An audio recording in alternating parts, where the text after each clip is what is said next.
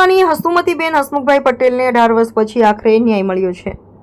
મિલકતને લઈને વર્ષો સુધી ચાલેલા કેસમાં હવે અદાલતના ચુકાદા સાથે તેમને ન્યાય મળતા તેઓએ ન્યાયતંત્ર અને તેમના વકીલનો હૃદયપૂર્વક આભાર વ્યક્ત કર્યો છે। હસુમતીબેન પટેલે રાષ્ટ્રીય દેસાઈ રોડ પર આવેલી જવાહર સોસાયટીની મિલકતને લઈને 2006માં અદાલતમાં અરજી દાખલ કરી હતી। આ કેસમાં પરિવારની અંદર મતભેદના કારણે મિલકતને લઈને વિવાદ ઊભો થયો હતો।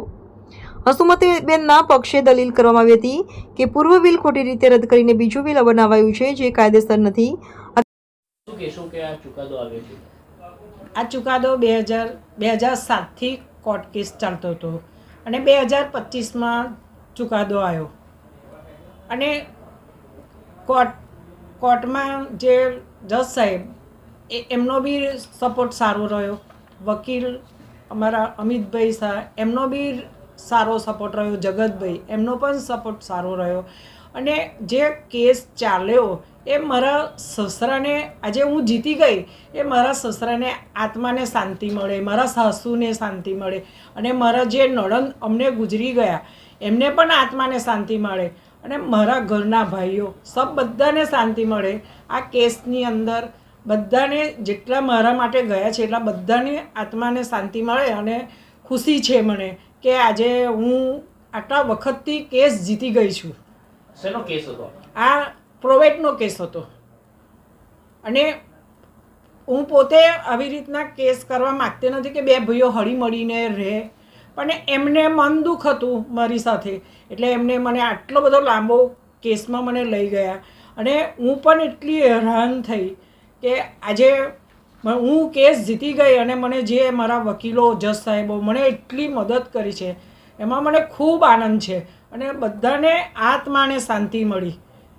બસ એવું હું ઈચ્છું છું અને બે ભાઈઓ હળી મળીને રહે એવું પણ હું ઈચ્છું છું। હું પોતે આગળ એવું કંઈ જવા માગતી નથી।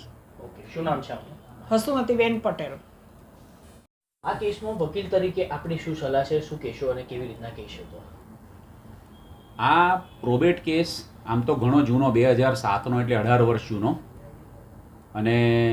જગતભાઈ દેસાઈ સાહેબ જે સિનિયર એડવોકેટ છે વાંધેદાર હસુમતીબેન એમના ઓરિજિનલી એમના હસબન્ડ એમના તરફથી અપિયર થયા અને તાજેતરમાં જ એનો ચુકાદો આવ્યો છે અને જે અરજદારની અરજી એમનો જે કેસ હતો નામદાર કોર્ટે નામંજૂર કર્યું છે એટલે કે હસુમતીબેનની ફેવરમાં જજમેન્ટ આવ્યું કહેવાય। ઘણું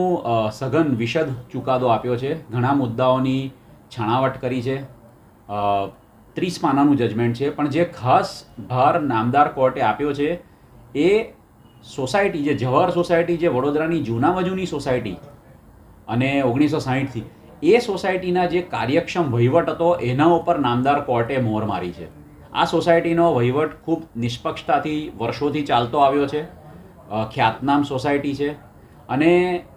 દર વર્ષે એનો ઓડિટ વર્ગ મળતો રહ્યો છે અને એમાં જે રીતના ડોક્યુમેન્ટ્સ, જે ઠરાવ અને જે કંઈ દસ્તાવેજી પુરાવા સોસાયટી તરફથી નામદાર કોર્ટમાં કેસમાં રજૂ થયા એ તમામ પુરાવાઓનું નામદાર કોર્ટે આકલન કર્યું છે અને જણાવ્યું છે કે પહેલેથી કોર્ટ કેસ થયો એ પહેલેથી સોસાયટીમાં દરેક દસ્તાવેજોની પ્રોપર નોંધ પડી હતી, કારોબારીની મિટિંગ થઈ હતી, એના ઠરાવો થયા હતા અને પ્રોપર રેકોર્ડ મેન્ટેન થયેલો, જે રેકોર્ડ આ કોર્ટ કેસમાં નામદાર કોર્ટને ખૂબ મદદરૂપ સાબિત થયો છે અને એ દસ્તાવેજી પુરાવાને આધારે નામદાર કોર્ટને ન્યાય કરવામાં જે રૂલ ઓફ લો અપહોલ્ડ કરવો કહેવાય, ન્યાય આપવો, જસ્ટિસ કરવું કહેવાય, એમાં ખૂબ જ મદદરૂપ સાબિત થયું છે અને આટલી લાંબી આમ તો કહીએ કાનૂની લડત એની અંતે હસુમતીબેન એમના પરિવારને ન્યાય મળ્યો છે અને ચર્ચિત ચુકાદો હતો અને ચર્ચિત કેસ હતો અને ચુકાદો આવવાથી એની ઉપર આ એક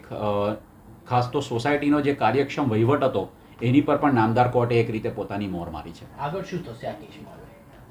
આગળ તો હવે પક્ષકારો ઉપર છે, એમની પાસે દરેક પાસે જો સુપ્રીમ કોર્ટ સુધી દરેક પાસે લીગલ રાઇટ્સ હોય છે,